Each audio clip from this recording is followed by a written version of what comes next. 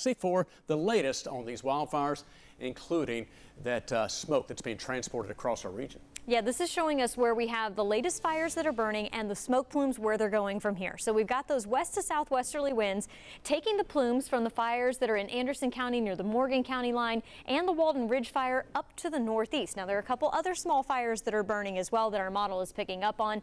The bottom line is if you are in and around those fires, the air quality is going to be worse than it is in places like Knoxville. For example, Knoxville right now in that moderate yellow air quality range.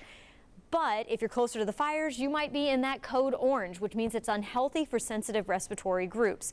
Regardless of what this says or if there are any air quality alerts that have been issued for your area, if you see smoke in the air, you can smell it, you can taste it, that means there's enough of it to possibly be hazardous to your health. So, might I recommend maybe wearing a mask? Within that smoke, there are tiny particulates from the matter that's being burned. In fact, they're so small that after you breathe them in and they get into your lungs and they can cause you to cough and cause irritation, they can actually be absorbed into your bloodstream. From there, they can go to your heart and cause other health issues. So it's best just to avoid time outdoors if you're near one of those fires or to wear a mask to help protect yourself from those particulates. Now, how did we get here? We have that extreme drought now all the way up on the southern plateau and all the way up the valley into the Knoxville area. This unfortunately is going to continue to worsen with our next release of this monitor that comes out on Thursday morning. So for now, no outdoor burning until we receive some very beneficial rain that hopefully we'll get by the end of this week, which Todd will talk more about coming up in just a little bit.